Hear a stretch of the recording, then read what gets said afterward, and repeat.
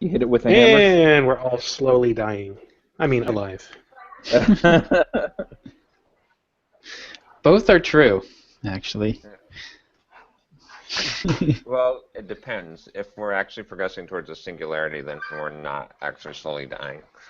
Actually, Yeah. we're on our way to immortality. Here we go. I'm not really sure what you just said, but I'll go with it. So, Oh man.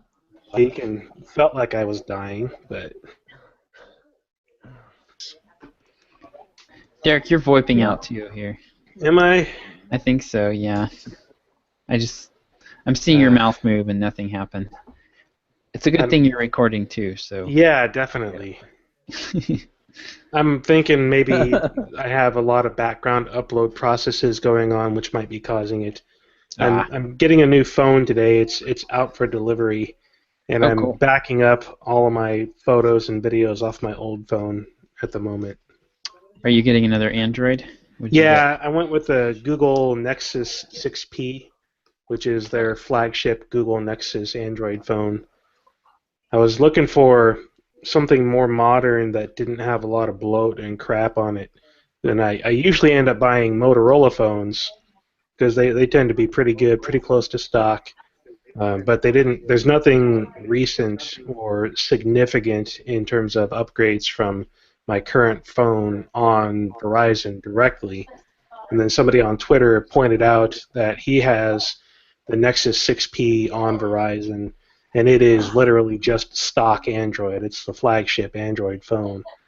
So I read the reviews and looked at it and made the purchase a couple days ago, and waiting for it to get delivered to my house. Nice. It'll be good. This phone is old. It's unreliable at this point. It load data appropriately. Emails take forever to get to it. It won't do Twitter hardly at all.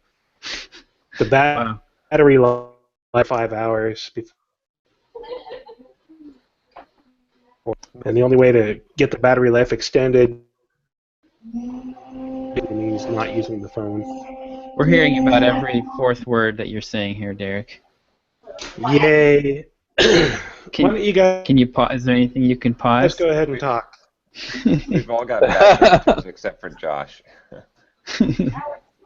Oh, come on. McDonald's has a great connection. So I had something interesting happen today. I was poking around, so I was thinking about getting my whole. I kind of would like to get my AdWords account.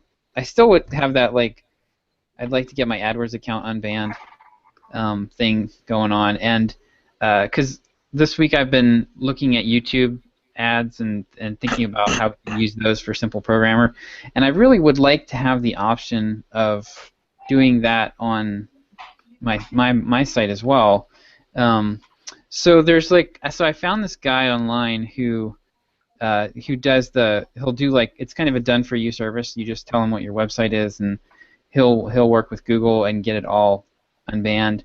So I was like, I wonder what this costs. It's probably way too much. So I called him up, and he's like, yeah, so I charge $650 to look at your account, and then I'll charge you if I think I can do it, it's $6,000 to get it to get it unbanned. Yeah, and I guarantee it, but I guarantee it 100%. If I take you on, it's 100% guarantee that I will get you unbanned. And I was like, I heard that, and I was like, yeah, that's not really worth it. I think at this point I would probably pay about $500, maybe $1,000 to have it unbanned. But then he's like, then he'd ask me what I do, and I said I'm copywriter, and he's like, oh, and he's like, what's your specialty? I'm like, email. He's like, well, what if we traded? What if we traded services?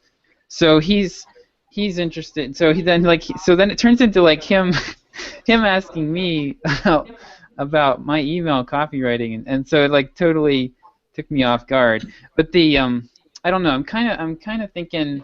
So basically, what he wants to do is he does AdWords consulting, and he wants to do a cold email campaign, a prospecting campaign to plastic surgeons, because they make a lot of money their cost per patient is really high. Their cost per click on AdWords is going to be anywhere from probably $25 to $100 per click. So they're really lucrative clients for him. But the thing was, he was like, well, like if I'm going to be guaranteeing this 100%, my side of it. So like, what can you guarantee me? And so he basically like for him to. So basically, I don't know. I'm kind of tempted, but then on the other hand, I'm also like, I really don't want to be on the hook for $7,000 if, because I'm assuming he can do what he says he's going to do. But for me, like he hired another guy who did some emails for him, and then he basically just blasted them out to a bot list, and he got like 0 response. So So what I was telling him was like the only way this works at all is if you buy you can buy. There's like all kinds of publications out there that have opt-in lists. So there's like plastic surgery medical journals that have opt-in lists available, and you can buy access to those names for like 50 cents each. So that's the only way. I think that's the only way, because like if you just blast out a cold email, your response rate's going to be like less than 0.5% if you're lucky. I think that audience would be very difficult as well to visually. How can I put this? Like they're probably desensitized visually. To get their attention is going to require quite a bit. You know what I mean? They've seen some stuff. Yeah, that is true. That's true. I've seen some stuff, man. You wouldn't believe it. Yeah, so I don't know. That just it kind of I'm gonna have to think about it a little bit, but I'm leaning towards not doing it at this point. But it doesn't sound like a good trade. I mean, if you had a lot more free time available and you had and if your rates were like $1,000 per email, then maybe. Yeah. But for what he's charging, a straight 1-to-1 is gonna it would not be worth your time and effort. I agree with your initial approach of pay $500 to $1,000 to get it unblocked. That seems more reasonable. Yeah, I don't think there's anybody out there that does it for that. So he's probably looking at companies and individuals that are trying to make millions off of AdWords. That's in which case, 6,000 is like, yeah, no problem. Yep. Here's what you should do as far as trading services, though, is offer to like spend an hour or so on the phone with him, like on Skype, and giving him a strategy, like giving him consulting, and then ask him to do the same, and ask him how he gets accounts unbanned. Yeah. Because you don't necessarily need him to do it for you, but if you know what he's doing, like that's a fair trade. You can guarantee, because you can guarantee an hour of your time where he can pick your brain, and then you get the same. And then I think that's to me that makes a lot more sense. I generally agree, but he may claim trade secrets and not be willing to do it. It's worth asking, though. Yeah, I think I like that idea a lot, John. I think I'll do that because, that would be worth my time. I told him up front, I'm planning to use this to generate clients. Like if I was looking to get $10,000 copywriting clients, it would be worth it for me to spend that kind of money. But I'm not. At most, I'd be playing around with like video ads and remarketing and stuff, and it wouldn't really. It's almost more just like I'd like to get my site unbanned so that I could use it. It's almost more just like I want to have that asset available, and not so much like I have any definite plans to build a huge audience with it or anything right now. The other thing you could offer him too is you could say, you have a list of marketers, right? It's not a huge list at this point, but you can drop names like, you can drop a lot of names, right? Yeah. So what you could do is you could offer to be a testimonial and to send an email to your list and say like you could even phrase the email and say, oh, did you know you could actually someone can actually guarantee 100% that they can unban your AdWords account? Hmm. You can do a whole email on that and sort of pitch him that idea because Yeah. and then just the idea that if he gets like 2 or 3 clients out of it, that would be worth it. But perhaps he could get more, especially and you can mention that certain people Yeah. are subscribers to your list who are big names in copyright who have a lot of potential connections that if you're legit and you can actually unban someone's AdWords account, that they would have, be interested. So. Yeah, that's a good point. All right. I'm glad I asked. Yeah, but I think so it was funny because I told him what my before he told me he was interested in working with me. I told him what my rates were. So he was pegged at like the $3,000 to $9,000 range. This is what I told him. Yeah, it was interesting. It was very awkward for me because he was kind of like a guy. He talks pretty fast and he's just kind of like.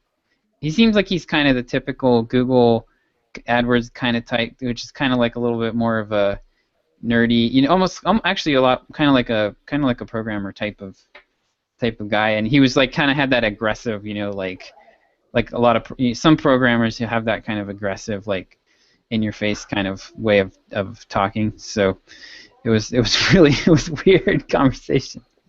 I was like, wow, I did not expect this to turn into a sales call for me. Nice. But okay, thanks for that's good stuff. I'll have to go back to him and see what we can do.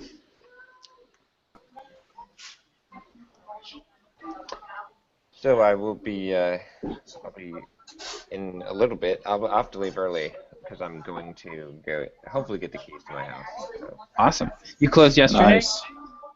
We signed the paperwork yesterday, and then the title company, the escrow company, didn't notarize one of the docs, so it didn't get recorded yesterday. Otherwise, I would have been in the house today. Oh man. Yeah. That's amazing. Yeah. So they're supposed to be doing that first thing this morning. I sent them a nice, friendly email. Oh my goodness. Yeah. I don't know, John. You can still snatch defeat from the jaws of victory here on this one. Yeah. We'll roll. So. Yeah. I always give myself a buffer, so. Are you guys just staying in a hotel then, or like an extended stay kind of place, or? Days in. All right. Days in near SeaWorld. This is great marketing. Right, Woohoo! That's the name of this Days In. It's called Days In near SeaWorld. Oh, nice. I'll bet that SEO is pretty well for them. I was gonna say.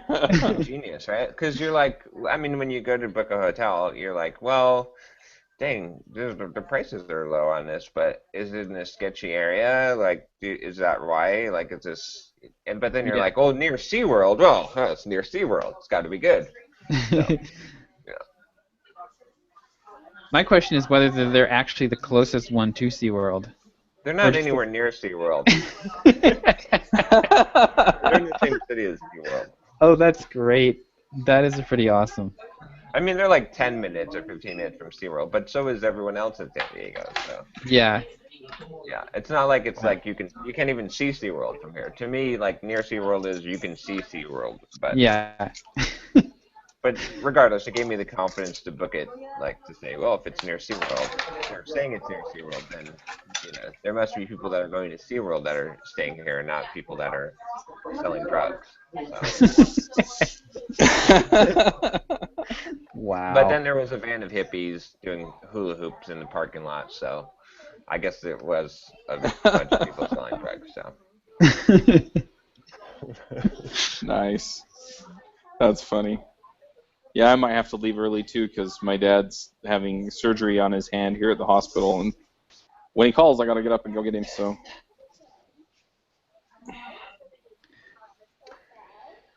Is he in surgery now, or?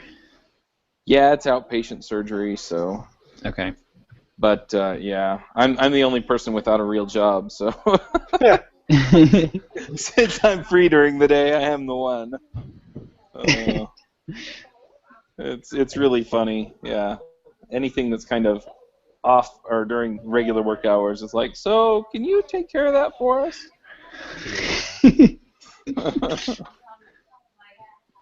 You're the on-call concierge. Oh man. Well, my dad's about the only person in the world I'll do it for, so. My dad, my wife, my kids. Yeah. But yeah, anyway.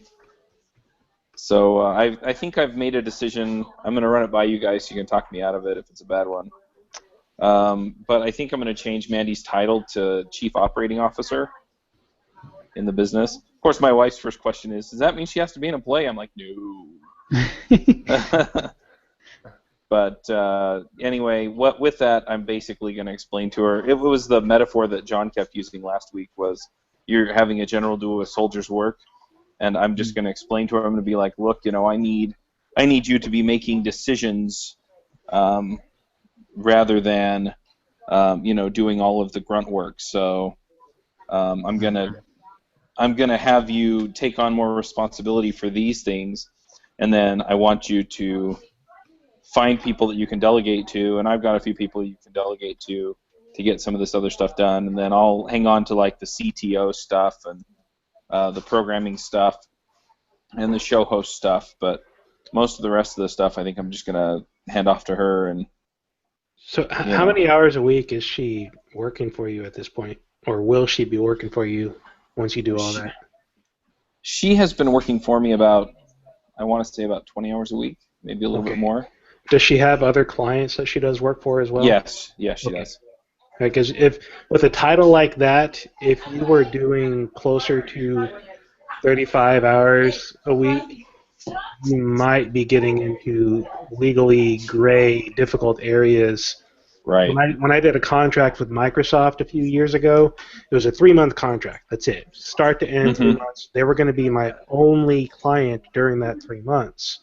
Their legal department came back to me and said, no, you can't do this. You have to be a full-time employee for those 3 months. Right. Because there's a bunch of new laws that have been passed in the last 5 or 10 years or whatever, centered around corporations taking advantage of contractors in order to not pay benefits and other taxes and things like that. And so you can get yourself in trouble if you have a contractor doing too much work with too much responsibility and no other clients. It's a gray area. Not very many people get in trouble like that. It's usually just big corporations, but it is broadcast it to the world. Yeah, exactly. Who'd be dumb enough to do that? Jeez. Yeah, who'd talk about something like that on a podcast? Exactly. Yeah. So, but it is something to be aware of. If she starts doing closer to full-time work and starts dropping other clients and just focusing on yours, then you might need to consider something along the lines of full-time employee or reducing somewhere. I don't know. Or getting things her to think about to like a third world country. Yeah. That's my solution for all of the other people working for me. Exactly. You have to move. Yeah. Because I have a developer in Spain, a developer in Argentina. I've got transcriptionists in Philippines. I've got another assistant in Philippines. Of course, my new bookkeeper's in Georgia. In Jordan? Well, Georgia.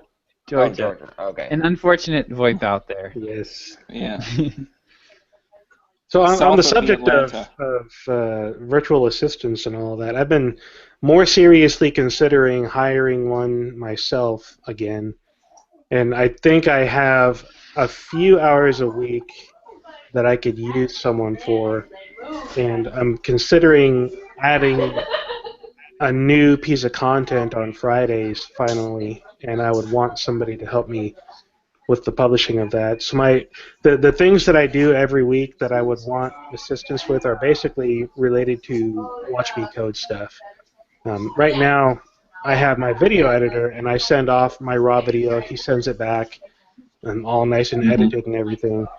But then, for me, it's still a lot of work to actually go publish it on the Watch Me Code site. And the way I have things set up with the Watch Me Code theme, it has significantly reduced the amount of work, but it is still work. I have to go run this script and go do this, and then type in the description and upload the image, and there's 3 or 4 things that I have to do that takes me half an hour to an hour each week to get it done right. Um, in addition to that, I want to start doing Periscope videos on a regular basis. I think it worked pretty well with the one that I did just for fun a couple of days ago, and I got some fair response out of it. And if I started recording some real quick Periscope videos every week, similar to what John's doing with his YouTube channel, I'd probably focus more on the programming side of things. But start doing something like that with Periscope, and then handing off a Periscope video to someone so that they could do the editing, get the intro slide and everything in there, and then upload it to YouTube and post it on my personal blog at that point. So there's probably a couple of hours a week, maybe, in work that I could have somebody doing. Is that worth hiring an assistant for, going through the process and getting somebody lined up? Or should I be looking for additional work and systematizing additional work prior to getting somebody on board? So my opinion has sort of changed on this recently. Like normally I probably would have said to look for additional work, but now I would say pick one thing that you can systemize, like get it systemized all the way down, and then just find, filter till you find someone that you can, that's reliable, that has good work ethic, and then train them to do Okay. that job specifically. And start there. That's where you're starting small, just a few hours a week perhaps, and you can get it under control and you understand the process well enough to know how long it should take, Right. and you don't end up because if you just say, well, I've got a ton of stuff, and then you hire someone sort of full time as an assistant, I that was the mistake that I made. I think is then it's really hard to like get control over what's Yeah. happening in the hours and how long should things really take, and you've got a big mess. Whereas if you do hire for a very specific set of job first and just have those responsibilities, then you can very easily monitor that. You can know how well that person's actually doing, and you can train them very easily, and then you can expand from there. Right. So that's what we ended up doing with Rodrigo for Entreprogrammers. He was just editing videos. He had a very clear, distinct role. He did an excellent job of that. Like he proved himself. He proved himself to be a good character and a good hard worker. So then we added a few other tasks that we had clearly defined, and now he's doing a lot of stuff. He's doing 20 hours a week worth of work, but he's doing it all reliably. We could trust him, and we understand everything that he's doing in the process. Like everything is kind of hammered out. So Right. I would do that approach because that worked a lot better than the first mistake I made, which was just Okay. hiring full time. I agree with John on this. What the other thing you're going to find is that, okay, I've got this person doing this job, and this job, and I've got these 3 other things that I just realized are taking up my time that are definitely within his or her skill set. And so you can immediately hand stuff off and start giving them feedback. Okay, I like it done more like this. I need it changed like this. I need more information around this when you do it. And you may find that eventually you'll have somebody where you don't have to write out and hammer out the system for them. You can hand something off to them, and through feedback, and because it's not critical to get it right every time, they'll get better and better and better, and then eventually you'll have something documented where it says, this is step by step how you do this job, and Yep. you can kind of grow it up from there. And then if you need another person, then you've got somebody who's familiar with your stuff that is good at writing systems up, that you can then say, I want so-and-so to be doing this job, and here's how I want it done, and then they can help them figure some of that stuff out because they have basic knowledge already. Right. Just start out small. I'm actually reading Yeah. a really good book right now. I don't know if you guys have read it. It's called From Good to Great by Jim Collins. Phenomenal Yeah. book. Love that Yep. book. It's on my list. And one of the things that that sticks out, probably the whole book could be summarized in this one sentence, which is get the right people on the bus. Hmm. Right? I mean, that's Yep. really like all the stuff he talks about. Really, in my opinion, boils down to just get the right people on the bus is the most important So thing. good, I have Yeah. 2 copies of it. Okay. Wow. Nice. So that One that's for what I'm Yeah, realizing is my critical. I read the book in half the time because I have 2 copies. There you go. Well, there okay, you go. John. So isn't that is actually to me? I was thinking about that book while I was listening to, oh shoot, what is the book? The E-Myth. And that is actually almost like the antithesis of the E-Myth, which is that the E-Myth is about systematizing things to the point where it doesn't matter who you hire. Hmm. Well, Uh, it always so that's the thing is so I don't think they're in conflict. I think that I don't think it they are comes either. down to this. It's like if you get people that are not self-motivated, it doesn't matter what kind of process you put in place, they're not going to execute. They're going to sandbag it. They're going to screw it up. They're going to be trying to see what they can get away with, right? Hmm. Uh, if you have self-disciplined people that are trustable, reliable, and you don't have a process, they're not going to have anything. They're going to leave because there's nothing for them to do. You're going to be wasting their time. So I think you kind of have to have both, right? And it depends on the role, like the general versus the soldier role. I think again, like when the soldier role, you still have to have. I mean, you can have the perfect process, and if you have someone who's just a crappy worker, they're going to do a crap job, and you're going to have to fire them anyway. So and if they're in the general role, then I think the process isn't as well necessary. But even in Good to Great, he does talk about the idea of having good systems in place, but the system not being the critical factor. Yeah. Like what he talks about is he basically says like you need to have a system like all the Good to Great companies. They had a very good system in place. They had the right people on the bus first, and they had a really good system in place. But because they had the right people, those people could make exceptions to the system. Like it Right. was never like and I think that was. I mean, those seem to me to be Yeah, those three elements.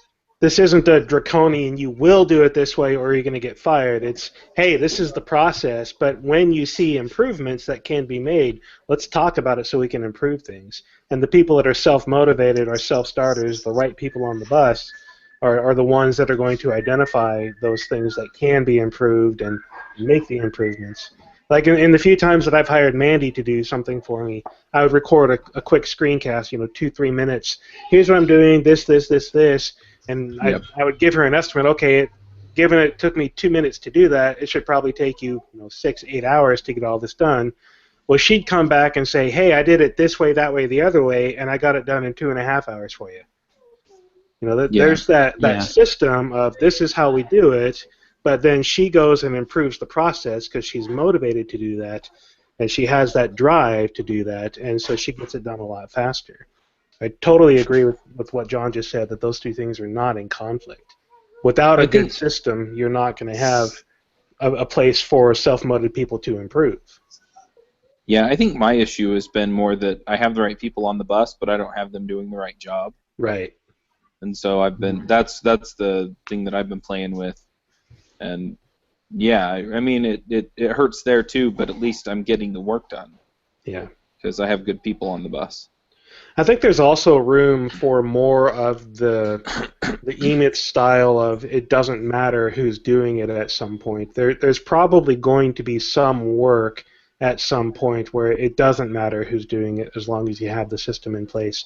But those are probably things where you would want to look for ways to automate it. If it truly doesn't matter who's doing it, if it's just a set of rules, it's probably something that you're going to automate out of a person's hands.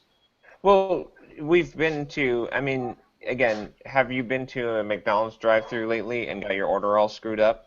Yeah. Every time. Every Every time. freaking time. So there's not a system problem. Right. It's a people problem. It's a franchise owner who thinks that because they have such a good system that they can just hire anyone. Yep. And yes, a high school student with no technical skills can do the job, but that person still has to have work ethic. Right. And that's what you should be hiring for, because you can take someone that's totally skillless, and if you have a good system in place, you can train them to do anything. Right. I think a good example, Josh, actually, find that digital marketer conference we went to, right, when Russ was talking about how they hired their team. They basically took skillless people that just came out of college that had no marketing experience, and they trained them how they wanted them. But they they filtered on the right people on the bus. I think that was the key distinction. And then they did build systems and processes. But yeah, I think that's the key. The key is like, it's like, yeah, if you don't have good people, it's just like you can never teach someone self-discipline or motivation or work ethic not on the job. Like, they have to have that coming in. Yep. Totally agree. And it's hard to really gauge that by interviewing people and stuff. I mean, sometimes you can tell because they'll talk about other jobs that they've done, and they can kind of demonstrate to you that they've got it. But sometimes it's just hard to know until you hire them, and then they're kind of dropping the ball, and you go, okay, right, this isn't working. Here's some feedback. This is still not working. Here's some more feedback. Clearly, you're not taking my feedback, so I'm going to let you go.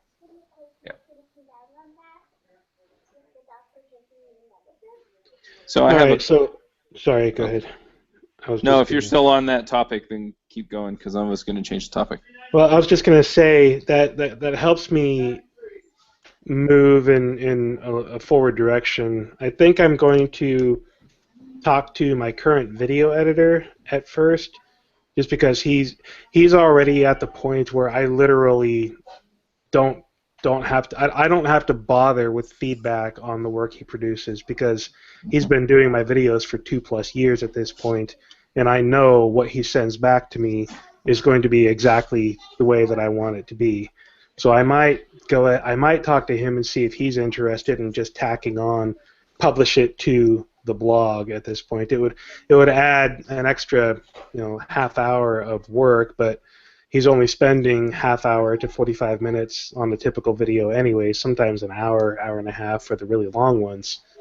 But it wouldn't add that much cost to what I'm doing with him already. So I may ask him, I may look for someone else, because if I do want to continue to expand the work being done, having somebody in another country where I can get a better hourly rate would be worth it. Yeah, I'd recommend actually doing that. Just start there, because you're going to want to be able to grow. Yeah, and you're not going to be able to grow because this guy's very specialized. I'm sure you're paying him a lot of money because he's very specialized. Yeah. So you need to develop the sort of ability in your business to hire someone who is not specialized and have them. And so, but just filter, just be willing to go through like 15, 20 applicants, as many as necessary, and put them on trial jobs, and be willing to fire them until you find the right person who's awesome, and you'll know it. Like, right. I keep on harking how great Rodrigo is, but he's just awesome. Like, he from the beginning, he started sending weekly reports, and like he just like, I mean, Josh can testify to it. He's super responsive. Like, he gets stuff done. Like, he's totally reliable. So the other thing is don't feel like it's not worth it after you have one that doesn't work out. Because I went through 3 or 4 virtual assistants before I hired Mandy and had it work out.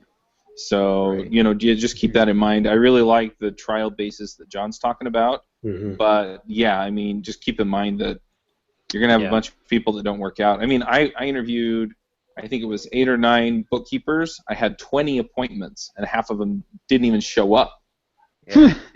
And so some people, you're just going to go through a certain number of people before you get to that person that's really going to do the job for you. Yeah. One thing that worked really well when John hired Rodrigo was how he had 10 people do the exact same thing. Yeah. And so, and then he sent me all the videos, and he was like, okay, let's look at all this stuff side by side. What do you think? And we went through, we each rated them independently, and we pretty much agreed like on all of them. And then it was just, there were like 2 or 3 that looked like solid solid candidates, and then we kind of did the cost, made a call, and it was a good one. Mm-hmm. Yep. So is there something like, I mean, like you could even make it something like, help me research this video, or help me research a blog post, or something like that, where there's it's a very small definable outcome, and you can see, you can just get a sense for how much time they're going to put into it, and how much, what the output looks like. Yeah, for what I'm wanting right now, I'm not sure what repeatable task I could give somebody, because I'm not looking for a new video editor. I'm looking for somebody to take the content, post it in the appropriate way, so that it goes live at the right time and has the right associations to the right series, and things like that. It's a pretty simple set of tasks to do right now. Well, that's what I was thinking, that like it's so simple. It's so simple that it almost doesn't matter. Like if you can find some task that just requires some attention to detail, it almost doesn't matter what you have them do. Because I mean, seriously, anybody can log into WordPress and follow a screencast, log into WordPress and do. If I am going to go down the route of doing Periscope videos, then I will want somebody with some video editing capabilities. Yeah. So that does add a little more to the mix. And I could give somebody a copy of my current Periscope video, or just record one just as a test and hand it off to 10 different people and see who comes back with the best work and the best time, I guess, for the right price. Yeah, just give them all the same instructions, though, so that you know what kind of outcome you want. And I think that would work well, because it gives you a sampling of what they're capable of. The other thing is that if you're going to find somebody on Upwork or Virtual Staff Finder or something else, you can usually specify that they need that kind of a skill set, basic video editing or something. So it shouldn't be too hard to find people who at least think they can do the job. Right. Yeah. Yeah. Since you're a video-based business, hiring and the stuff that John and I are going to be experimenting with in YouTube will be something that would work really well for you too. So hiring somebody who's like a lower cost resource for video editing, kind of like a mid-level video editor who can also do some administrative stuff for you, that makes a ton of sense. Mm-hmm. Yeah. I mean, if we're not going to give you Rodrigo's email address, put it that way. But he would probably be great for Derek, don't you think, John? Like. Yeah, someone like that, and and I'm sure you can find. I mean, we didn't find the only one in the world. Right. Yeah. Yeah, there's at least one more. Yeah. So if I get onto Upwork and look for video editors named Rodrigo. I like that as a job requirement. Yes. Your name must be Rodrigo. You must have an existing working relationship with Simple Programmer. But here's another way that I was thinking about this too. I was like thinking about, it doesn't matter what the job was. Like, you could pretty much hire me for any job, right? It's like, being on the other side of it. That's why I was thinking about this. Not that I'm so great, but like, I'll figure out what needs to be done and do it and learn it, and and take responsibility for it. Like, I don't care what job it is, if it's totally unrelated, or if it's be the CEO of this company, or if it's like mop the floor, whatever it is, and that's what you want to find, people that you would think the same thing. That's like, oh, how would I handle this? They would handle it that way, and that's the kind of the factor that I look for now. Is it's like, I have those same expectations, and it's not a ridiculous one, because I know if you hired me as a janitor, I would figure out exactly what I needed to do, and I would do the best job possible. And if you hired me as a nurse assistant, I would figure that out. So I would very quickly figure out that I need to go to nursing school. One would hope. Yeah. Can I veer us into another topic? Yeah, totally. It's honesty time for Chuck again. Uh-oh. This was fun last time. Are you really at McDonald's? Yeah. Yeah, I'm waiting for a job, but no, I'm just kidding. So basically, last year, I think, it was last year, I did a Kickstarter campaign for Rails clips. And I haven't released a Rails clips video in like 6 months. And it started billing people on the automatic subscription this week. And so I've got to refund a whole bunch of people's money.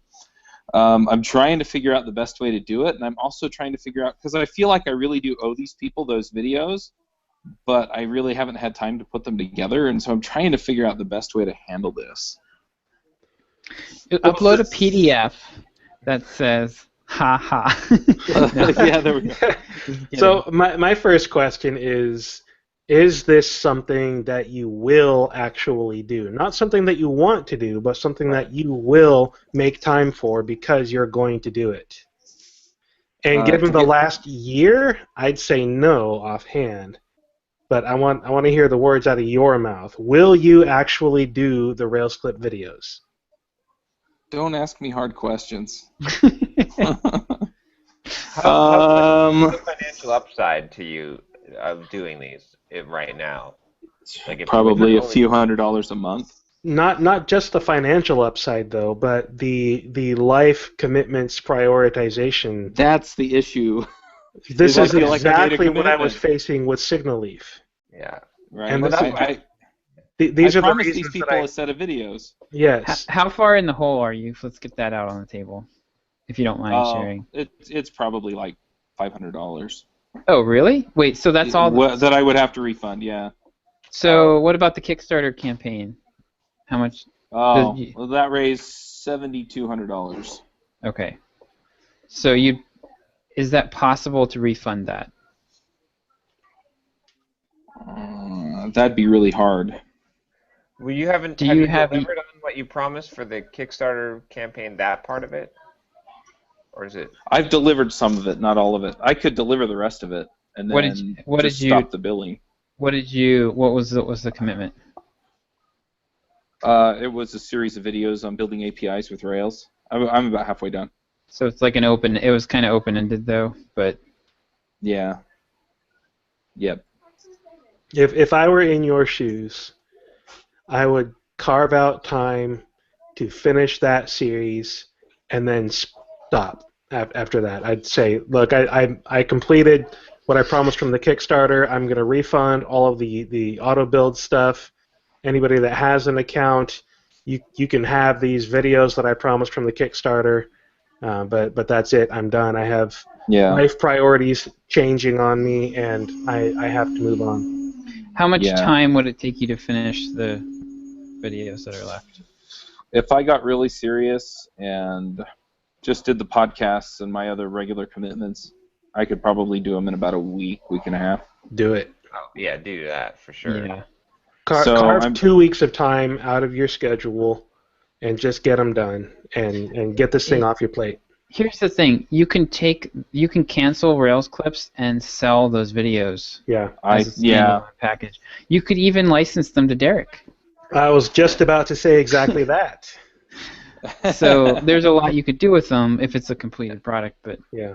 Another option too is how much people are paying monthly for what expectation? Like what's the basically 2 videos a week. Oh, 2 videos a week. Okay, yeah, forget it. I was going to say, if it was like 1 video a month or unspecified, then you could say, look, here's the deal. We're just going to do like 1 video a month or 2 videos a month. Mm-hmm. And, you were thinking more along the Peep Code or Railscast Pro. Yeah, there's no way you're going to be able to do it. I don't have time for it. I really don't. Yeah. Well, and for me, the real thing is it's not worth. I mean, we know how much effort Derek's going through to build what he's building. Yeah. And it's a full-time thing. And if you don't want to do that, if that's not going to be your business for the next 2 or 3 years, then kill it. No, I want to make fire. a product, so yeah. Kill it with fire. Get your obligation for the Kickstarter campaign done as quickly as possible, and then kill it. I think I will. And then after that, we can talk about licensing some videos to watch me code, because that might be fun. I would be open to that. Yep. One other possibility too would be if you know someone that could take it over, and then you could Right. basically tell them that there's no pay until you reach a certain amount, but they have a shot at building a business, and then they would get paid a certain amount or require a certain amount of ownership. And then we can segue perfectly into what I want to do with the business side of Watch Me Code, which is help other screencasters build their screencasting empire. Yep. Yeah. Well, I have most of that stuff built out. It's just a matter of getting the videos recorded. Yeah. I just feel badly that I wasn't paying attention and people got billed. Yeah. And then I also feel badly that I haven't delivered what I said I would. So, so yeah, I think I might just sit down and crank those out. Tell people, look, I'm real sorry, but I don't have time to. Then I don't have time to continue it. But I wanted to keep my commitment to you, so here it is. Yep. And then I could just package it up as a product.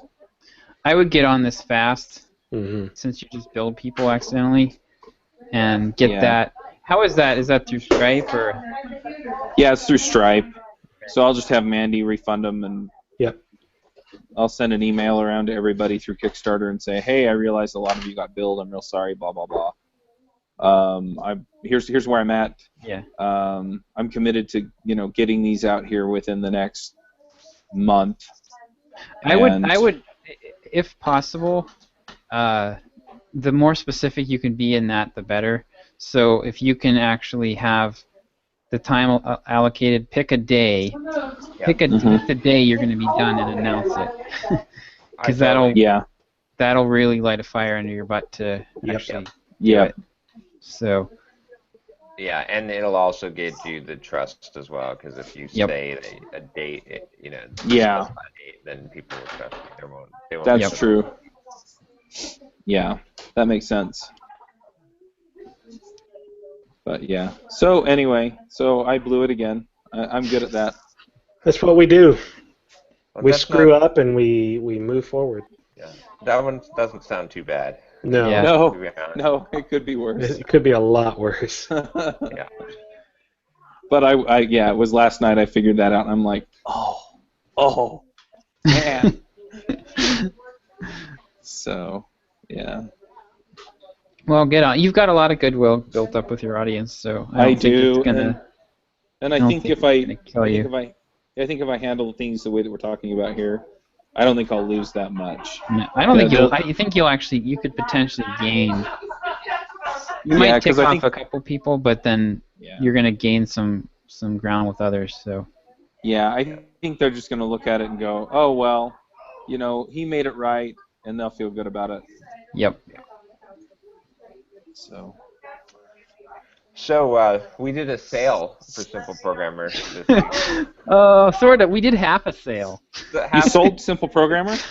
No. You know how they always work? How it's like, but this one just fell flat. We can't quite figure out why. I mean, part of it I think is because, well, we sent out 12,000 emails out of the 18,000. So once again, I was determined to be the first person in Entreprogrammers history to successfully use a drip campaign to launch a sale perfectly and not screw something up major, and I failed. So, I don't think that's possible. Yeah, that is not a possibility with us. So I was super careful. What I did was I created a new workflow. I created a campaign with the 4 sale emails in it. I went in and I made sure that all the delays were set to 0, and they would only go out on a specific day. I picked the time that they were going to go out, and I thought everything was perfect, and then I was going to use the bulk import to import everybody onto the workflow, and then it would just all run like clockwork. Well, the one thing I screwed up was I forgot to change the campaign to send the emails on Eastern time instead of on the local time zone. And normally that would be fine, except I imported the subscribers right around when the first email was going to go out at 10 a.m. Eastern, which meant 8,000 out of 20,000 people were already past that time in their time zone. So almost half of our list was already past 10 a.m. So when I dropped them into the workflow, it was like, all right, well, we'll send this 12,000 this week and this 8,000 next week. Wow. Oh man. Yeah. So. So the emails, so they've been dribbling out. So I really don't like doing sales in real time like that, like by time zone. It seems like it doesn't seem to be working for some reason, and I don't know why. So I think next time we'll probably try to just do it all bang, bang, bang at the same exact time so we can gauge the response better. But yeah, so the emails have been dribbling out. So I actually think that I'm not like super confident that all of our list has the time zones right. So I think that a lot of people probably got the emails in the middle of the night, and so it's just been kind of a fiasco. But yeah, like the first emails went out. Like it took us almost all day to realize on Tuesday what I had done and why. Like we sent emails out. We're like all excited, and like nothing all day Tuesday. Like we got like 2 sales, and we're like, what is going on? Yeah. So so the open rates. The open and click rates look comparable to the sales John's done in the past, but just the conversions are not happening this time, and we're not really sure why. Yeah, there's a few theories. One of them is that it's spring break, or that in a lot of places. One of them is that the list is somewhat cold because I'm not sending the regular Friday emails that I was sending. I think that's probably the strongest influencer. Yeah, because the last big, we did the 10 steps launch, like literally a week or 2 after John quit doing the Friday emails, and then he did the Black Friday sale shortly after that, and then it's been about 4 months, really. Well, it's been about 6 months since any of those Friday emails went out. At this point, they're still getting a weekly RSS email, most of them, and that gets like decent open rates, but it's not as personalized. So I wonder, Yeah. And then there's also the possibility that what else do we have there? We said the spring break, the frequency, the timing, I guess, of course, on the when the emails show up in people's inboxes, and then it's also possible that we've got the wrong batch of people. Like we just happen to hit the bad. Like the other 8,000 emails are going to be the strongest buyers. Based geographically, so. Right. We don't really know. So we'll find out. But so far, I think we're right around. We're somewhere around like 35. Was it 35 or 3,800, something like that for? Yeah, based on the coupon codes, and if you look at just sales since the beginning, like 315, we're at like 5,300. So, we're probably realistically around 4K or so. Yeah, I think that's probably true. So it's not horrible. But I would expect that a sale like based on what we were seeing before and what we should see now, with the size of the list, we should be seeing at least a 15K. Yeah, that's what I was expecting. I was expecting 15 to 25 was the range. So what I'm wondering though is, you said you're getting the same number of click-throughs and opens. So is it really the time that you sent it, or could it also be your message on wherever you're sending them to buy, on your landing page, or your messaging there? Yeah, that's another theory that I've got, because I've shifted. So I looked back at the previous emails, and John wasn't really selling the course in those emails, other than just kind of saying it's on sale. Like they were pretty good emails actually. Like there was usually some kind of story. There was some entertainment value. Like the Fight My Wife campaign was classic. But that didn't really sell how to market yourself so much, as it was just like a pretty great email. So what I've been trying to do is trying to make I've been trying to pre-sell the course more, and taking more, like a little bit of a different angle than John's taken in the past. Like currently the sales page starts off asking, why do celebrities make so much more than kind of the average Joe? The angle that I'm taking in the emails is more about it's less about. I'm kind of backing into the idea of marketing yourself because marketing is such a dirty word with programmers, and I'm trying to position it as more like here, build your authority, build your reputation, and you'll get all these benefits. And this course is how you do that. So what they're going to that sales page expecting doesn't really match the messaging on the sales page at all right now. So that could be I could be pre-framing things and then when they get there, they're just like kind of wigging out because it's not what they're expecting. Right. So that's a strong possibility. One other theory I had this morning was that I know in some of my emails, and I'm not sure if I 100% did this, but I know in at least a lot of my really emphasized the money-back guarantee. Oh, that's a good point. Yeah. That might be a pusher. I don't know if I was looking through emails, and I don't know if I didn't mention that at all. Yeah. so that Yeah, I might don't be usually. something we test. I don't usually get into the offer too much in the emails. I usually my goal with the emails is to get them to click through, pre-frame them, and then get them to click through, and then I'd let the sales people do that part. Right. Okay, But it might be worth experimenting with that because my theory on it was they're more likely to click because they're like, well, there's no risk. Let me go check this offer out because there's no risk. yeah, but the click-through rates have not been bad. I mean, I'm looking at the click-through rates were. I think the Fight My Wife campaign had like a 1.9%, and the first email in this campaign had a 1.8% click-through rates. Yeah. So that's pretty comparable. So I don't know. It's like we got a decent amount of click-throughs, but like a lot less than we were expecting. So. Yeah. Which is why click-through rates don't matter. Well, you can get them interested enough to click, but not have them prepared enough to buy. Exactly. Yeah. So, You can get a really high click-through rate with just a blind link.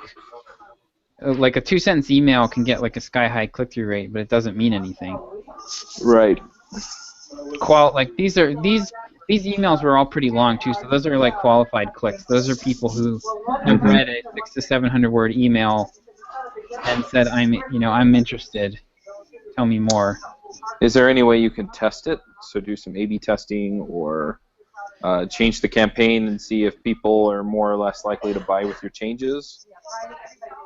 Not built into Drip. We could come up with ways to do that.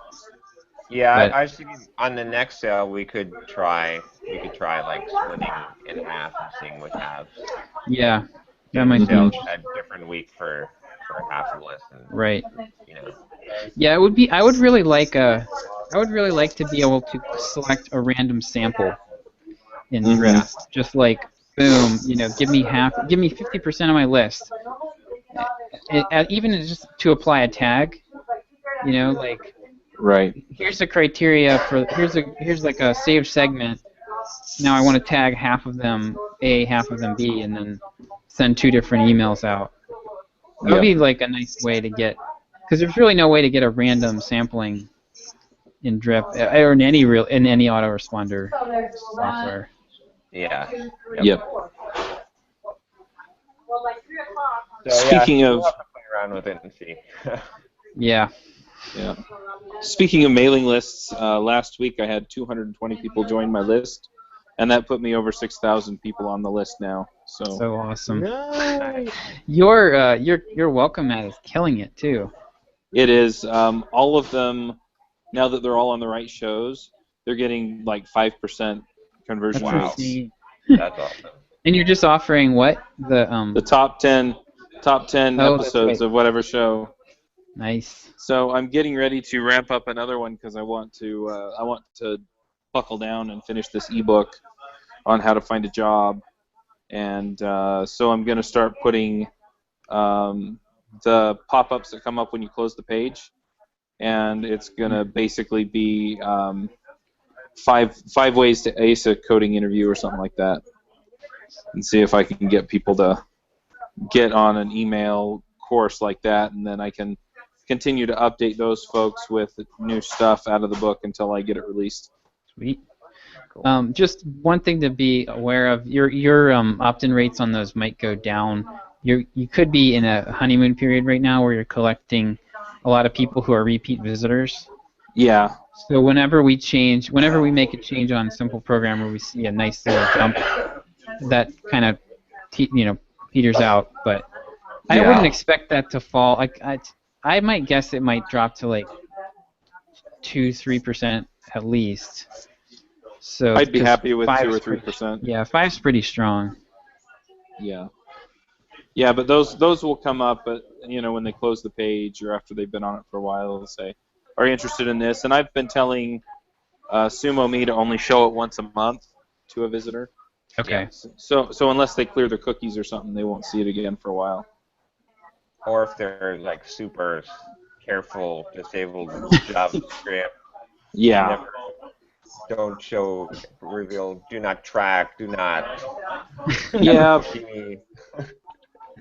Yeah, I've had a few people that complained about it when it was coming up every time, and that wasn't my intention anyway, so I didn't have a problem changing it. And then I had somebody actually put in "f this pop up" at devchat.tv as the email address because they were annoyed with it. Get plenty of those. Yeah, you're I'm gonna get just plenty like, of whatever. those. I just got an email from someone yesterday that said, "Hi John, I signed up for your How to Create a Blog to Boost Your Career email course. I seem to be getting other emails from you outside of this course. Can you please remove me from any lists I didn't sign up for? Thanks." That was from the sales email, Josh, one of the sales emails. Oh, okay. I'm All like, right. they get to respond, "Oh, I'm sorry. The free crap that you signed up to get, you're also getting some other stuff. Oh, okay. I'll just give you all free stuff from now on and never do anything besides give you free stuff."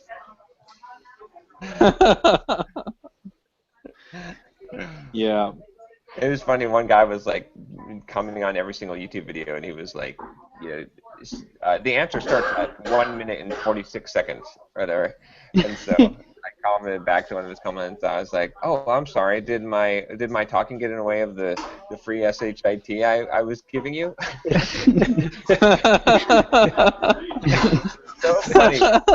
Free stuff and they complain. It's just like, come on. Oh yeah. It's really funny. I mean, for the most part, it's like, yeah. I mean, they're coming. They're getting information on a show that I put out for free, that I paid somebody to transcribe and put that out for free. Yeah. Information wants to be free, Chuck. It's not like That's you have fine. to buy something, but you do have to be advertised to if you want free stuff. That's always the price for free, right? It's always like you get free Information is free. Knowledge is not. Right. Josh, my kids want to eat candy all day, but some things just aren't going to happen. Oh, so I got invited to speak at a conference in China.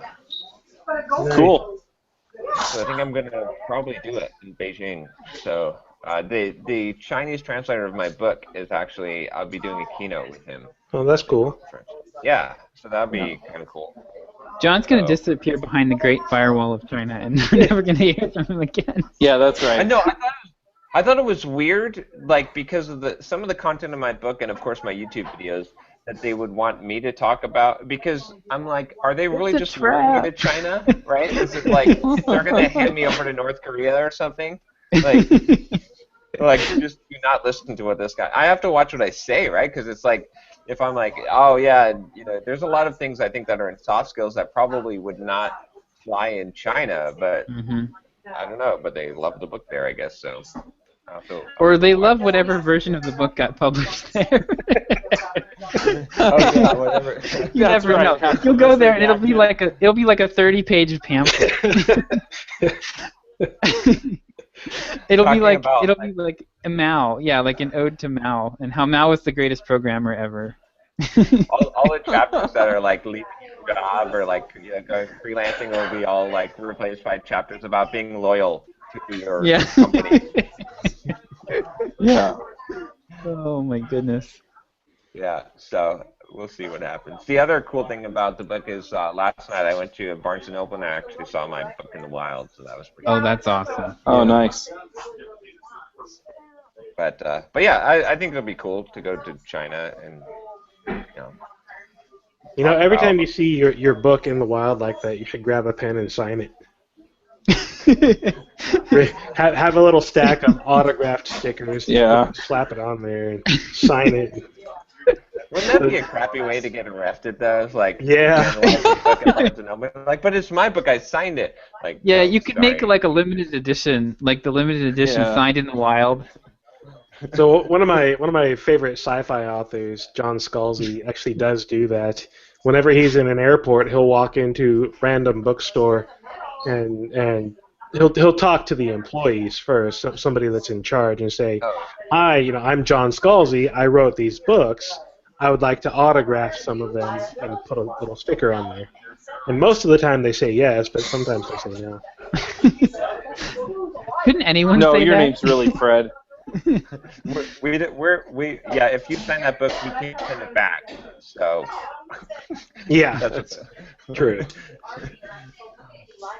Yeah, they pick you up for vandalism. Yeah, but I doubled the value of that book. That's right. You don't understand. I'm famous. I'm famous in the internet. Don't you know who I am? I have 20,000. I'm a YouTube certified subscribers. B-list internet celebrity. Exactly. Yeah. Oh man. We should do that at MicroConf. We should have like the A list and the B list and like put it on everybody's name tags. Oh yeah, that'd go Actually, over. we kind of did that already with the voting. Yeah. We Sort kind of, of know yeah. who that A list is, so. Yeah. That is going to be a long week. Oh my gosh. Yeah. Well, I'm going to be at Build Conference for 2 days before I fly to Las Vegas, Yeah. and then I bought my wife plane tickets. I come back on the 6th, and then she flies out on the 7th. She's gone for 4 days in North Carolina, so I have all the kids all by myself. Well, that'll be a nice break for you. Yeah, a break. That's a perfect. That's exactly what I was thinking. You should Yeah. definitely do your API videos then. Yeah. Definitely. Yeah, the kids screaming in the background. Yeah. Added bonus. Dad, That's what the Kickstarter. That's like the bonus Dad. Kickstarter. Dad, she hit me. The baby's wailing because I can't quite get it right, and she's starving.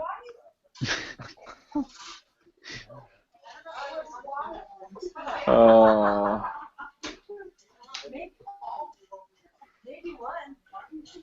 So, Derek, you dropped the bomb on us last week right before we wrapped up. Oh, yes, I did. Yeah. That was fun. Go there. So yeah, I started. I've been wondering this for a while, and I started more seriously questioning recently where I want Watch Me Code to go. Because at this point, I don't see it growing into an empire on its own as consumer-based screencasts. But I see a lot of potential for the infrastructure that I'm building and the experience that I'm building to serve other people that want to build their own small empire of screencasts. I mean, I certainly can't say I'm failing by any means. I'm still making about half my income off of Watch Me Code at this point, although this year I'm relatively down because I haven't done any big sales yet, and I just haven't been pushing forward as fast as I want to or think I should. I've been trying to do more automation with marketing and stuff.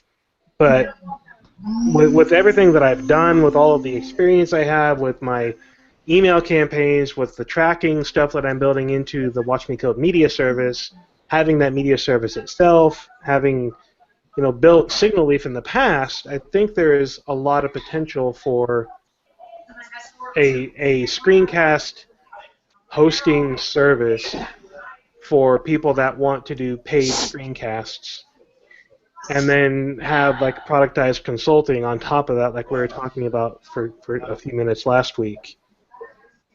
But I'm not 100% sold on this yet.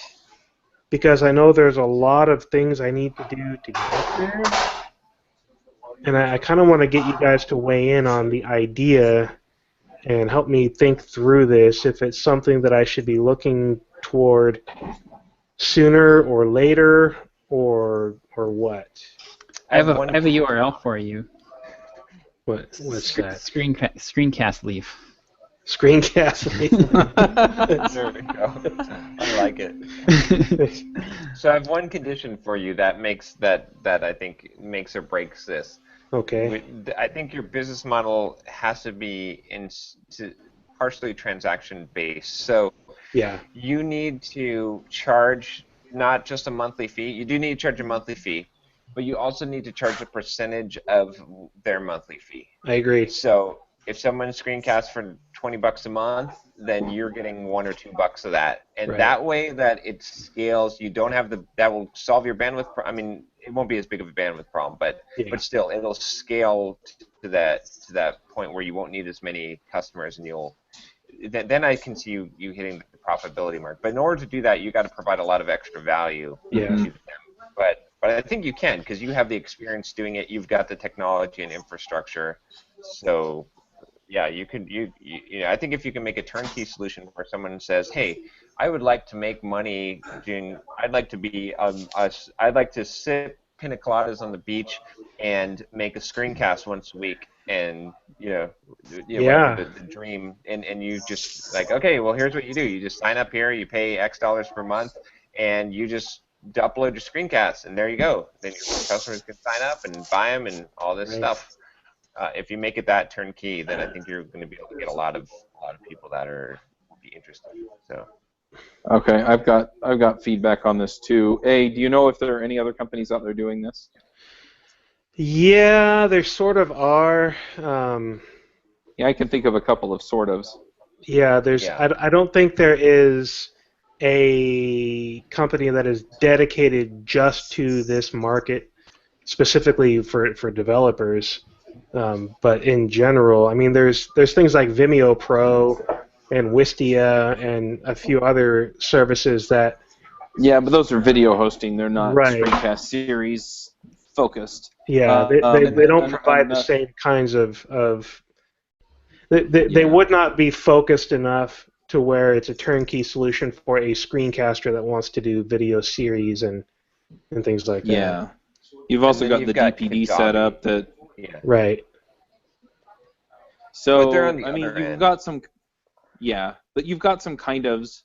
But the thing that I'm wondering is, are they the way they are because there aren't enough people who would be interested in something like this, or are they that way because they just aren't creative enough to come up with it, or they haven't faced those problems? So I would be talking to people who want to do these kinds of series, or who are doing these kinds of series. Mm-hmm. So, talk to Avdi, talk to Josh Adams, who does Elixir Sips, talk to Ben Sherman, who does NS Screencast, talk to a bunch of these other folks, and just find out what the real issues are, and then figure out if there's a real market there for people to pay for it before you go for it. Because you don't want to go out and build it, and I've done this too on a couple of things. You don't want to go build it thinking, well, at least I'll use it, because you're going to wind up building a whole bunch of stuff that you don't need and nobody else is going to use. Yeah, and my whole approach thus far has been, I'm going to build what I need for myself.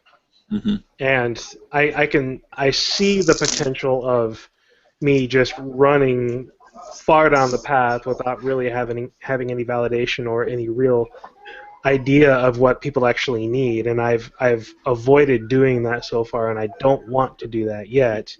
I'm still in the mode of, I'm going to build what I need, and if somebody else comes along and says, hey, I want that too, then I might start looking at ways I can branch out.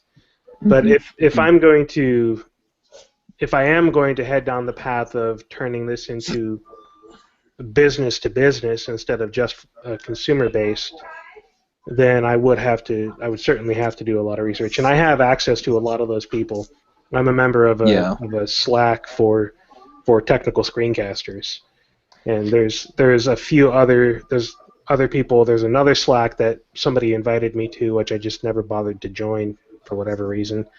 And so there's several of these small communities around of these types of people where I could start doing the research, and I certainly know enough people to be able to get introductions where I don't have direct contact already. Yeah, some of them are going to be at MicroConf too. Right. I think my biggest concern, I like the idea overall. My biggest concern is how do you actually get in? How do you find these people? Yeah, the marketing aspect of it. Yeah, exactly. Like, it's gonna be tough. So you definitely gonna. I mean, like, if you go into this market, I think it's gonna be tough for you to get a lot of Google traffic at least for a long, long time. Like, content marketing is gonna be tough. If I would be looking at doing this sort of the Nathan Barry route where it's like direct sales. Mm-hmm. If you can't, what he was able to do is with ConvertKit, people were publicly, posting code on their site that said, I use MailChimp or I use Infusionsoft. And if you don't have, like, if you can't get Google traffic and you can't identify people, it's going to be a long, hard slog to make it profitable. Yeah, one thing, that's why I was emphasizing the transaction base as well, is because one thing I think you could do is, if you need to build the business such that if you have 2 or 3 big fish, that is enough to sustain the business because of the transaction, because they have a lot of subscribers. So I would go and I would look at your best, like, and you can start now in selling them, is try to find screencasters that are successful that have crappy delivery systems. Yeah. That have built their own, or they're using some patchwork of stuff, and just talk to them, like find a few of them that have a big enough subscription where the transaction based, where if you charge them a percentage of what their would be worth it to you, and then tell them that you're going to build them, like, tell them the idea and see if you can get them to be like your beta people, that you build the solution sort of for them, knowing that if you build it for them and you get them as a customer, that it'll be a big dent in your bottom line. Because if you can get to that point where you can land like 10 of those, then the fact that you're selling to new screencasters is sort of icing on the cake. That's the long-term business plan. Whereas if you can be short-term and you know that you can target specifically, you can just start going after all these people and getting them, especially as your system matures and you'd be able to go directly and sell to them directly and be able to make enough money, then that would be, that's something that you can do, that you don't have to sit and wait and twiddle your thumbs and wait for people to come to you. You could go out and find those people and sell them. Which, by the way, is exactly what Nathan Barry did. He knew that I had a big list, so he approached me about ConvertKit. I think he got James Clear. I could be wrong about that, but like he went after people that had huge lists, and that was like the low-hanging fruit that he got first. Right. Yeah, and I can tell you that the DPD platform that Avdi and Josh are using, terrible. It's awful. So I think if you could show them, look, this is what I've set up for myself, and I want to, make it available to others. Yeah. And you can give them a clear migration path, they may jump. Yeah. You're gonna have to demonstrate some kind of value though, because they're paying $20 a month.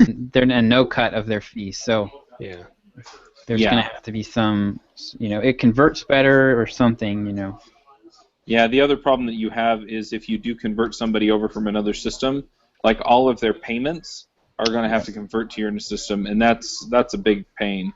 Yep. But if you can solve it or make it easy, then... Not sure there is a way. Yeah, if anybody is using Stripe, that would not be a difficult thing to do, because what I would end up doing is, well, actually, now that I'm starting to say this, I don't think it's right. Yeah, it would be an interesting challenge. Yeah, but you can use their APIs and reposition webhooks and get most of it. But I've had Stripe migrate existing customers for me in the past, and it's a it is not an automated process, and it Mhm. requires a lot of evidence of who you are and what your business is and your account and all that. Even when I was going from, hey, I own both of these accounts, I need to move these from here to here, it required a significant amount of evidence for what I was doing and why. Mm-hmm. Yeah. Because they are literally moving financial data, and there are all kinds of regulations around that, Right. including they moved the actual credit card numbers and subscriptions and things over. Yeah, I can tell you that, for example, if you said use your own Stripe account and I'll just charge the platform fee, I mean, for me, that would be a plus in the sense that I would ultimately have complete control, Hmm. right? Because they're all going through my billing system and stuff. But But this is one you of those could, things. Yeah. yeah, Go ahead. you just have to figure out if that's competitive enough advantage for people to jump. Right. Going back to the good to great too, this is one of the hedgehog principle, right? Yeah. This is one of those things that you can be the best in the world at. You can be the best in the world at helping Mhm. at hosting technical screencasts or screencasters. It's something that you're passionate about, and there's an economic engine for it. Mm-hmm. So you have a Hmm. unique economic engine. So Yeah. to me, it makes sense as long as you can get this going. And it seems like, I mean, you're right. Like as far as becoming a bigger company, just doing screencasts solo is only going to get so large, right? Yeah. Yeah. But Yeah. this would be I the mean, next step to. I know I could significantly grow Watch Me Code as a consumer-based screencasting service if I branched into specific areas of JavaScript or of technology in general. I have a rough idea of how many people Avdi has and how many people Ben Sherman has, and I know with certainty how much money Rob Connery used to make. He's flat out told me a few times how much he used to make on his own. So I know it is possible for me to grow, and I know that the content I am producing is largely a limitation in my growth, but Mhm. I produce the content that I want to see, the stuff that I know other people are going to be interested in, not because it's popular, but because people are asking these questions. It's the same questions Mhm. I run into. So Yeah, Yeah. that's the other. so on that front, if I want to continue producing the screencasts that I want to see, then I need to find the business side of Watch Me Code that can grow Yep. regardless of me putting in my own limitations for my screencasts. Yeah. I mean, One that's the other. thing Okay. one thing that's related to this that I've had a few people talk to me about as I talk to them about the remote conferences is creating a sort of plural site, and then including the conference talks as part of the deal there.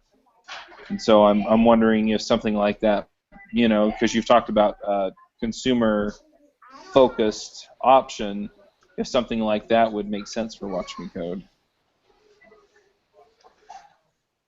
Say Yeah, I it a was gonna. different way. I'm not quite sure I'm following you. So you take the videos that are produced from the remote conferences, you bring people in to make courses or video series like Watch Me Code, and then turn it into a consumer video site Oh, I that has see. a whole bunch of videos on it. So more like Udemy. Yeah, or you could do it on the plural site model, Right. or it just depends on how you want to license it and stuff like that. Yeah.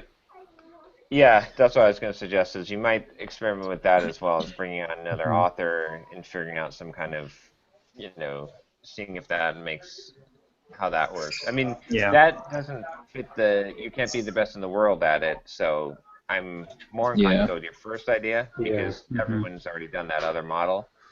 yeah, It'll get you so far, but I would like to see you be like a little bit more of a success story. Like you've had some really good success. It Hmm. would be way cooler if your story was I was doing this and this was my full-time income and it was wonderful and now I want Mhm. to give you this. You know what I Yeah. mean? Versus like I mean, you can kind of tell that story now, but it's more like also like I shifted over into this other thing because I got frustrated trying to grow my screencast. So good luck. Here's your Well, shovel. yeah, I Hey mean, guys, You know what I mean? I gotta drop off here. All right. all right, I'll, see, John. see you guys Yeah. later. It's Yep. it's pretty easy for me to say, look, I'm making half my monthly income Yeah. off of 20 hours a month. Yeah.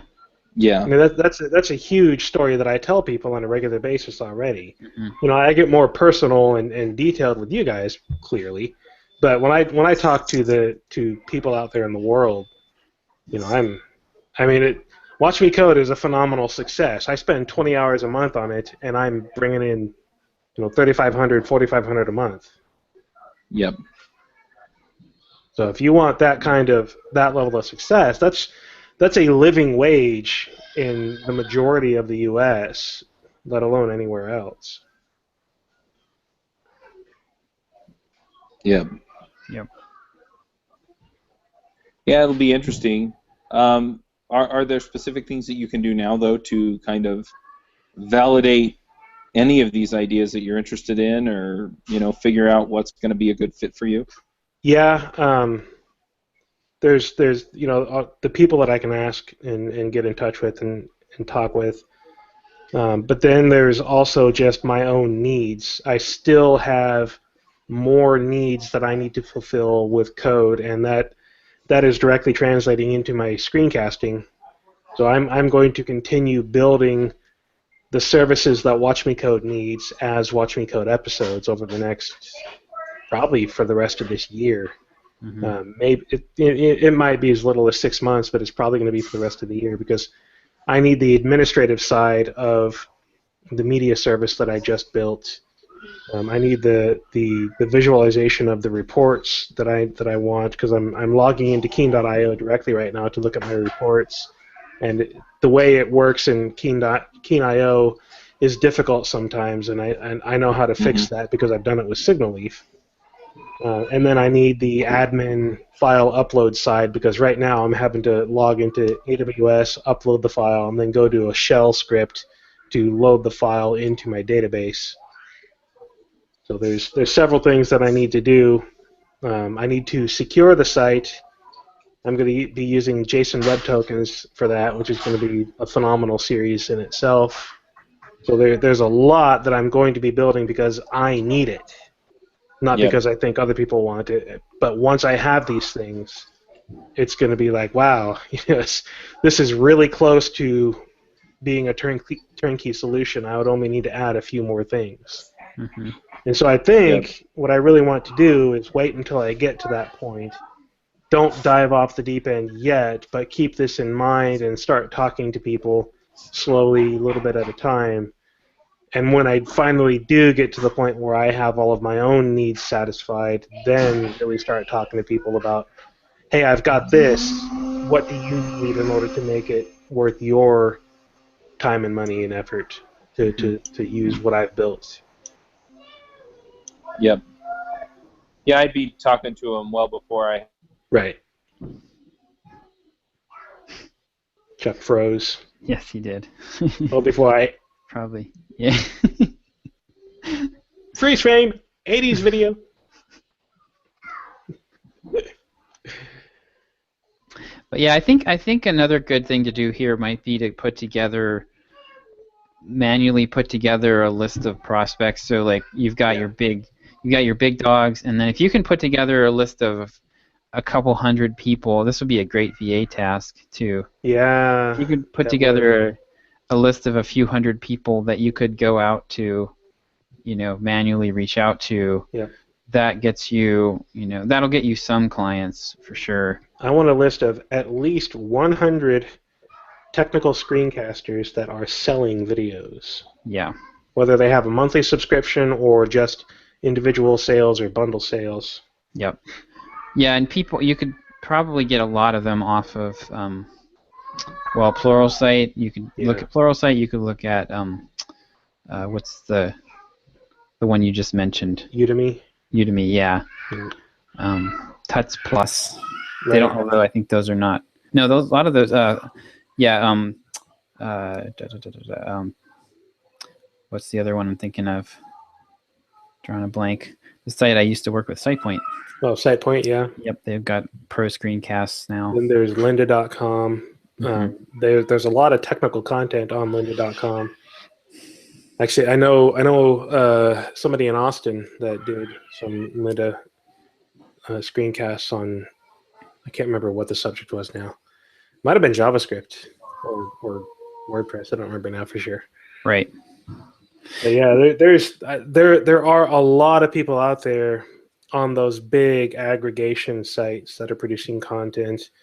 I think my focus initially would be more the people that are already trying to do it on their own.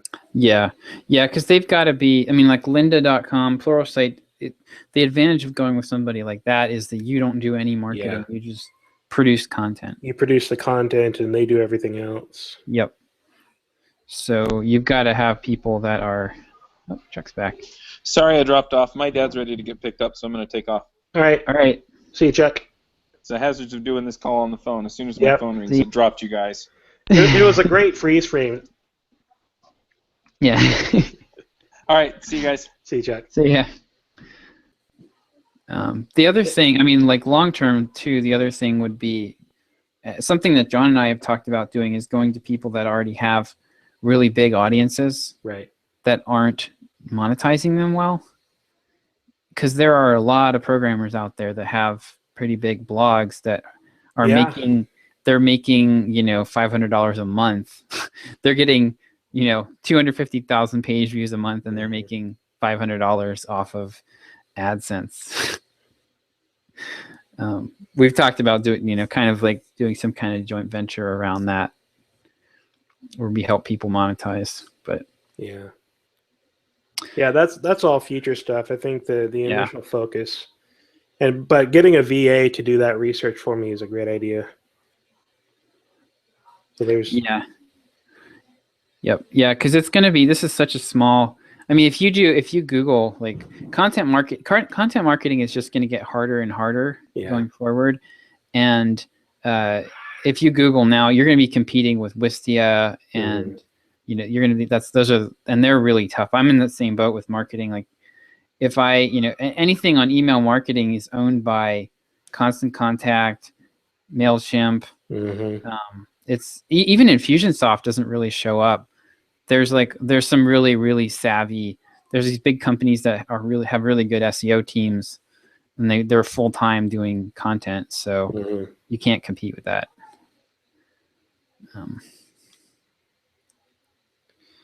Yeah, I think there's I'll call that market validation. Yeah. Yeah, I think the product is definitely needed. Like I was actually considering for a while doing something kind of similar. Only I was thinking more like step-by-step tutorials, where it was like you could do I was thinking of like that it would be really nice to have a platform where as a developer you could make a course that would be text or video based, and then also kind of give you the ability to have like coding examples right alongside it, kind of all baked in. Yeah. So I think there's a huge, and I really like that you're selling a tool that helps people make money. That's the best place to be. Business to business for sure. Yep. The consumer side of things is always finicky and difficult. Yeah, although you're kind of in the business to business with that. It's if I focused my marketing more on sort of the training aspect and approached corporations as part of their training budget, then it would be.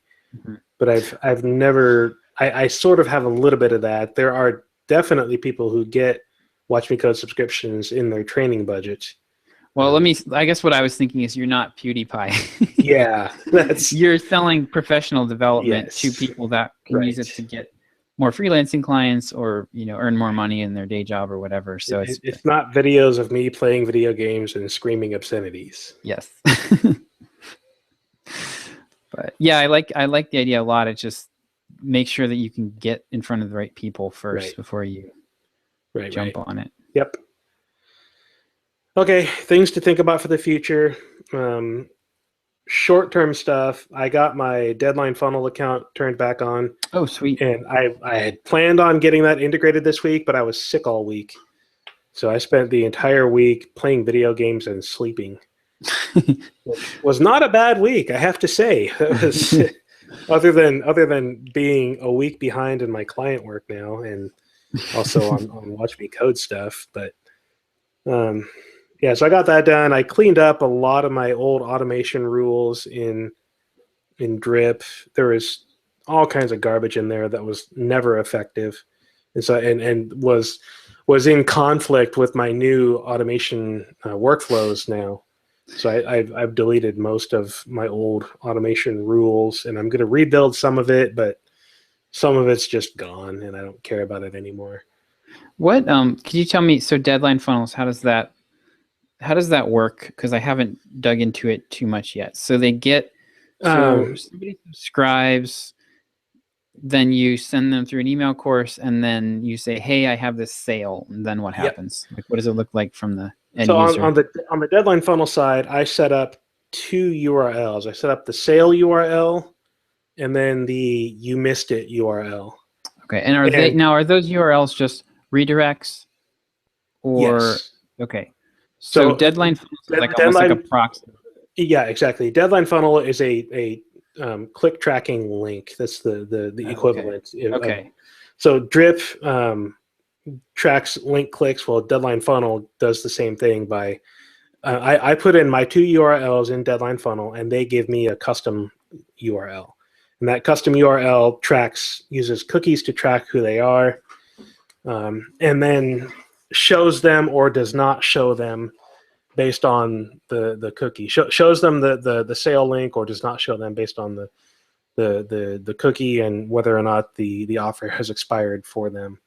Okay. I think Deadline Funnel has the ability for me to write against an API so I can do things in Page based on them being them having the offer current or not. I'm not sure about that entirely. There's a lot of options in Deadline Funnel. Okay. It's kind of overwhelming, which is why I didn't spend any time on it this week while I was sick. I thought it was going to be pretty easy to set up and integrate, and the little wizard they walk you through is pretty simple. But once you get out of the wizard and you get to the point where you actually need to put it into your site, then it gets there's like 20 different ways to put it into your site, which is great because there's a lot of options to do it. I have to sift through it mentally to figure out what I need to do, and I got to play with it and get it working in my development environment, which they support really well. You can give yourself a tracking cookie and then reset it, then expire it, and do all this stuff really easily through their site. Cool. So that's I didn't realize it was cookie based. Yeah. What I want is I want something that integrates with Drip. So somebody signs up for my list, and as soon as they sign up, there's some kind of, I guess it would be a webhook, calls out to this other service and gives them a token of some kind. And then I use that token in their URLs from Drip, and then that token expires, like deadline funnels or whatever knows that when that token expires because they created it. Right. And then they would handle the redirect at that point, and it's not cookie based. It's like purely like they can't actually get to it. They can't just delete their cookies and there may be something like that in this. Okay, it's just hard to maybe it's just set up for maybe the wizard just sets it up the easiest route. Yeah, because it doesn't seem like it would need Drip integration at all for what you described. Yeah, which doesn't make any sense. Yeah, and they went in and specifically added Drip integration. Right. One of the things that they do for the integration is provide an existing template to use in your emails. So I'm trying to find this. There's a lot of stuff here. Trying to find the info that you're asking about. There's an opt-in form. There's email countdown. So for things like the email countdown, you can actually include an email countdown. Like a timer in the Yeah, email. in the email, and there's a hyperlink template that knows how to integrate with Drip for that. Web okay. page countdown. I'll have to, yeah. I'm not entirely sure. I'm going to have to look into it more to see if this really is cookie based or if it's token based. Yeah, because that doesn't seem like it would be hard to do. I mean, basically all you'd need to be able to do is write to, like all you have to do from Deadline Funnel's end is be able to write to somebody else's, be notified when there's a new subscriber, be able to write to a custom field, and then you would just, in Drip, just use that custom field as like a template, you just access that custom field in your template when you send the email out. So, like but even on the more important to me, I think, is the ability to show them the right thing once they hit my website. Because I mean, I'll have a link. Deadline Funnel provides a custom link that I will include in my Drip campaign. More important to me is when they get to my site, if they bookmarked my sales page, would they be able to go back to that sales page and still see the deal even if it's expired?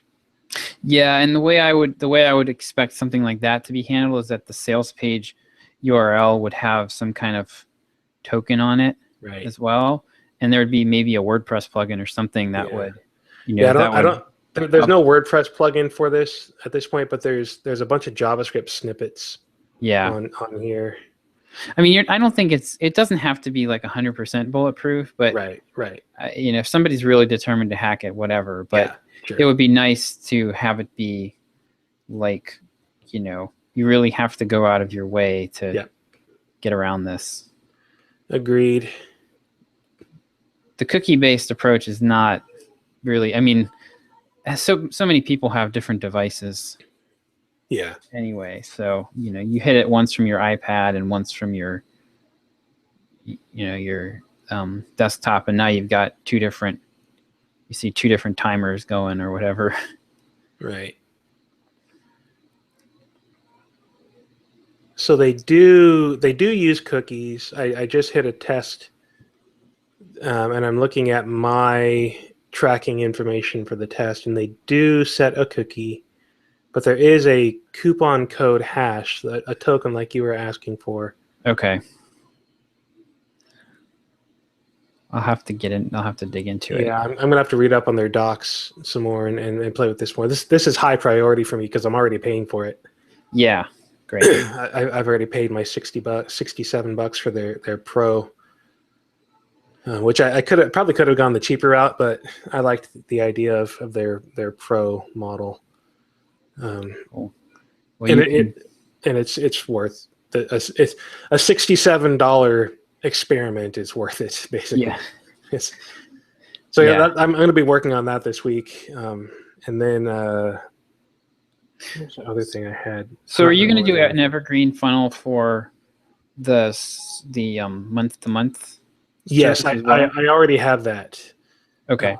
So I'm right now. My plan is 2 major funnels and workflows. Actually, my plan is 5, but I have 2 currently.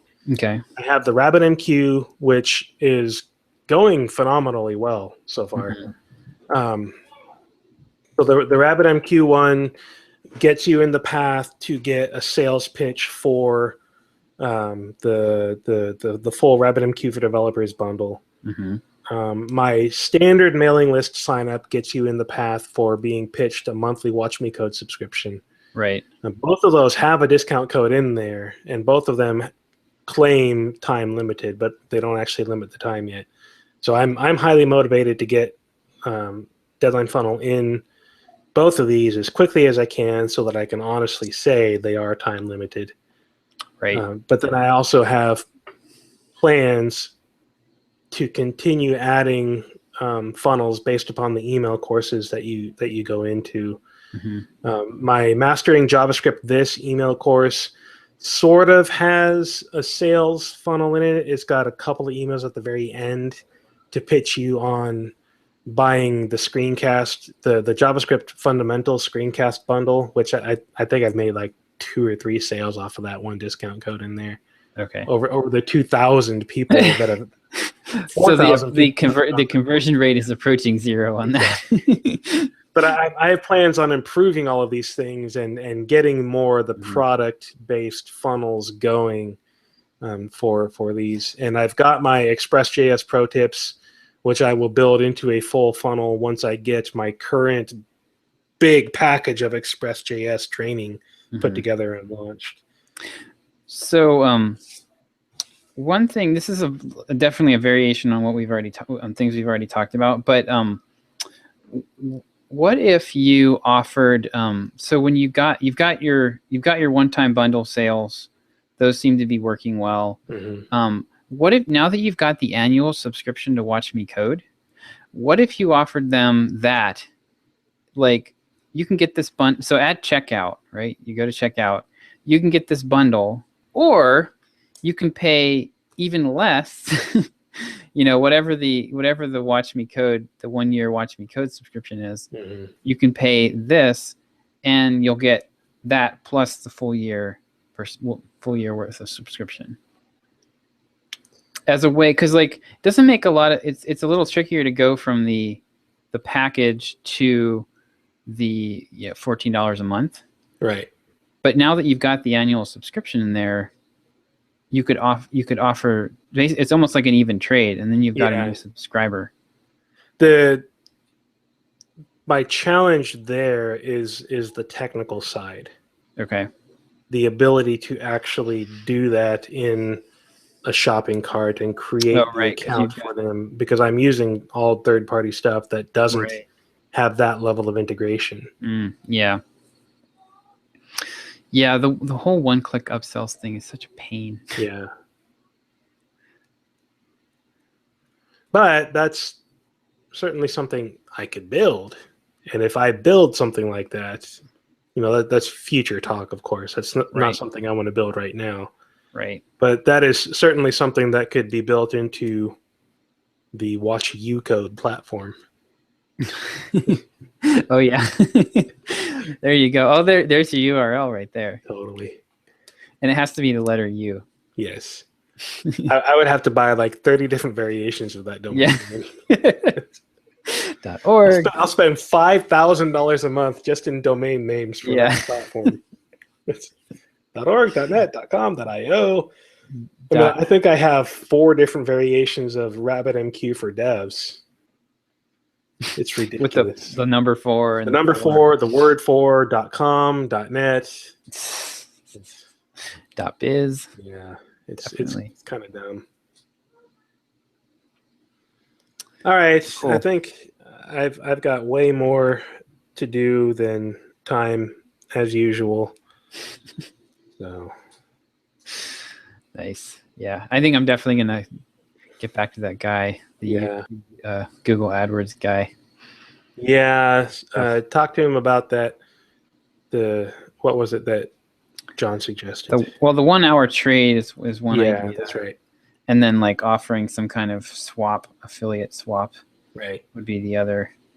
I don't know, like that. I honestly don't know if I have a big enough list to make that worthwhile. But I do have access to the Perry Marshall group, where a lot of people are always asking about this type of thing. So I could kind of pitch that and say, like, I'm in this mastermind group, with several hundred other people, many of whom are Google consultants and might be interested in your service. So I'll throw that out there too. That would be something that would ride on your reputation. Right. And your reputation is expensive. Yep.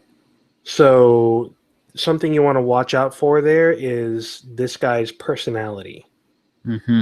If you spend your reputation to pitch him, you need to be certain that he is an agreeable person that is easy to work with and not going to be sleazy or caustic in discussing his services with other people. You want to make sure he's an upstanding person that is easy Right. to talk to. Otherwise, your reputation is going to be spent and possibly irreversibly damaged if he ends up being a jerk that people don't That is like. true. Very true. Especially if you're pitching it to the Perry Marshall group. Yeah, I think I wouldn't pitch it so much as every time the question comes up, if he successfully got me unbanned, I'd be like, Right. I used this guy, you know, Right. he got me back online in 3 days or whatever. Yeah. If you do, so I would mention that to this guy that you may be able to do that, but that's Mhm. going to be predicated on him getting you unbanned, but also him in general. Mhm. I mean, Right. I would not offer that to him as a form of swap, as a form of payment, Right. but as, look, if we work out a deal, there's also this. Right. Yeah. Yeah, I like the idea of just doing a 1-for-1. The only thing is I'm not sure he'll go for that because they'll like trade an hour of consulting time, because he was kind of emphasizing that he wants to like hand this off to somebody and have it be done for him. Mm-hmm. Which is kind of a recipe for disaster if you don't know what you're doing. And he was like multiple times, like, I don't know anything about email. Well, yeah, and that's how you ended up with the other chucklehead who got you no results. I mean, if you're gonna send out cold emails, you can't send out 2,000 of them. You send out 100,000 of them. Right. That's just how it goes. I mean, you're like if you do a very targeted, customized, hand researched email campaign where you go look each person up and actually find out about them and stuff, you might be able to get 3, 4, 5% response Mm-hmm. to something like that, but not, hey, I've got this PPC service, go watch this video. Yeah. Nah. Yeah. It's not gonna work. All right, yo. Alrighty. Same bat time, same bat channel. Yep. See you. Have a good week. You too. Bye.